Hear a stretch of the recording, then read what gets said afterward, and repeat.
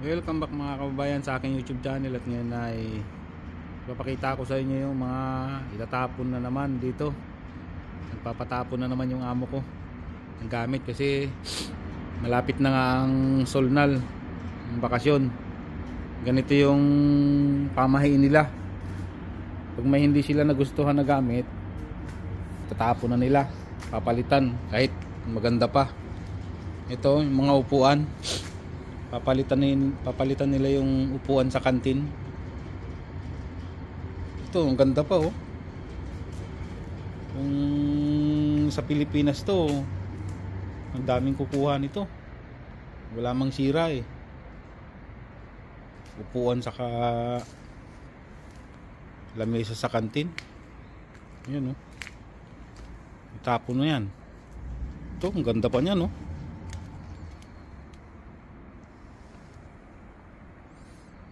Ito yung mga pamahiin nila dito pagdating ng bago mag Solnal, yung Chinese New Year. Tatapon nila yung hindi na nila nagustuhan na gamit. Ito yung pakita ko sa inyong pinalit nila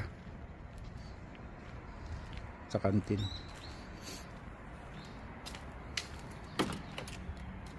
Ayan.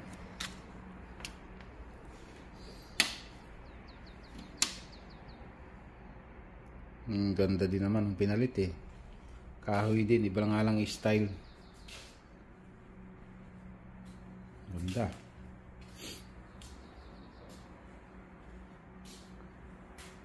Ito yung kantin namin.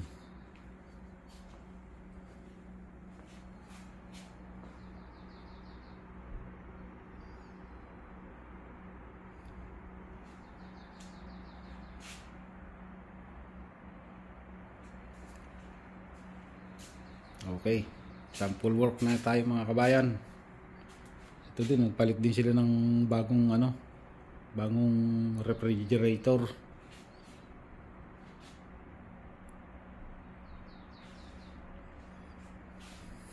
Sample work na tayo mga kabayan.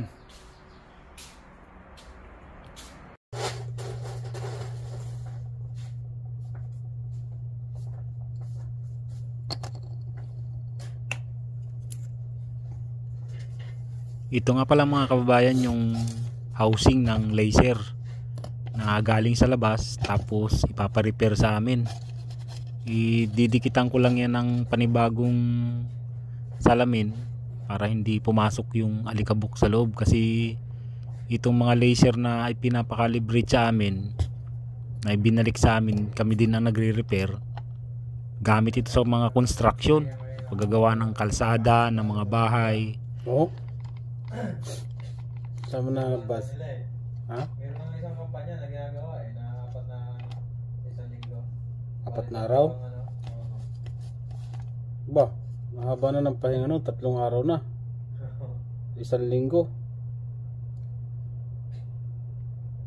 Kailangan daw bigyan ng time yung Koreano sa pamilya kasi pakaunti na populasyon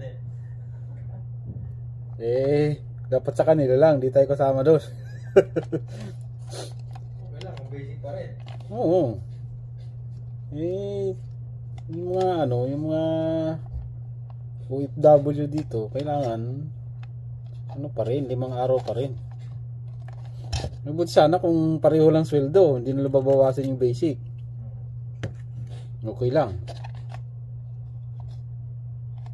Dapat sa mga Koreano lang sila maganon, gawing 4 na araw sa 1 linggo ang pasok.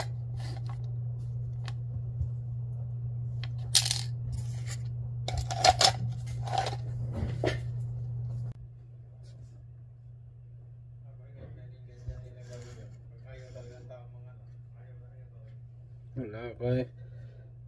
Yung mga kabataan dito sa kanila, puro gala na lang ginagawa eh. Wala na silang magagawa dyan. Kahit sabihin nila na wala nang pasok, pag ayaw ng mag-anak, May asawa, tapos ayaw nang magkaanak. wala rin.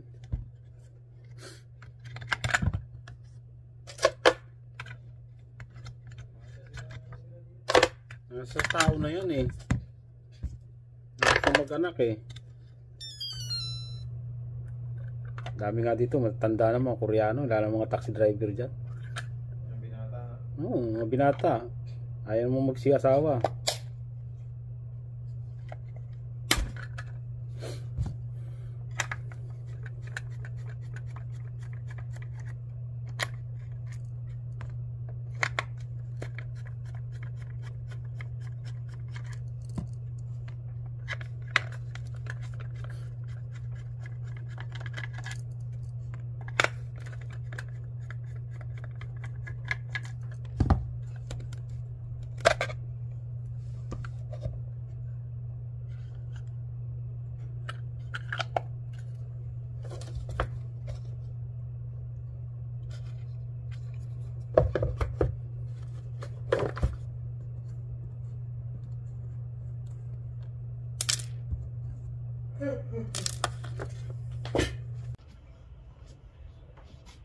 이탈 알바 하나 불러야지. 이탈리아 하는 알바 하나 부르는지 번역하는 회사에다가 Trabaho naman na eh.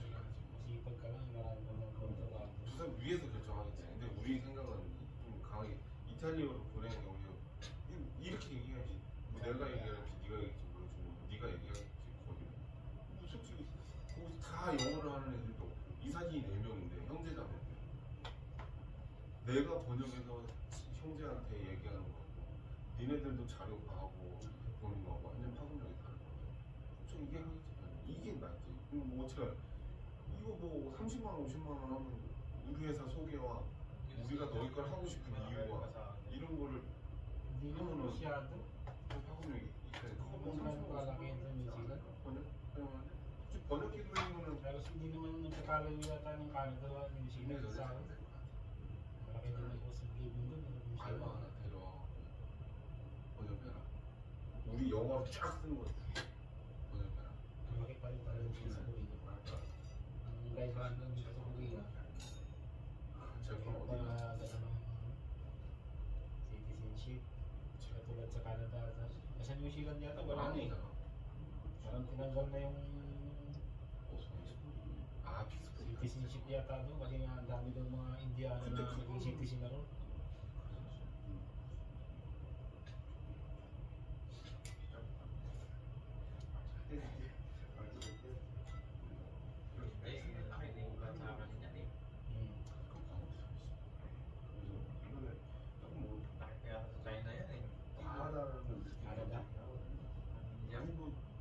Canada. 번역 기술자로 말하지 말고 일단은 이탈리아로 좀 하자고.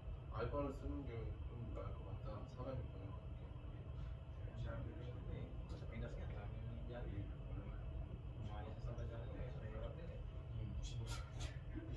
소리 안 듣는 건 다행이지.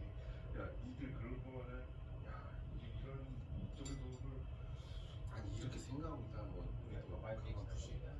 아니야 뭐 얘기하던 중에 이런 얘기를 이제 말로 던지는 거는 저는 좋을 것 같은데 이걸 문서화를 이거 우리 머릿속에 가지고 있다가 얘네들이 지금 저희가 생각해봤을 때는 이게 다 이탈리아 휴대전에 이탈리아 사람들이 하니까 매일 보내들이 이탈리아로 너무 좋을 것 같다는 생각을 합니다. 이게 말로 들어가는 게 예. Thank you for watching mga kabayan and see you in my next video.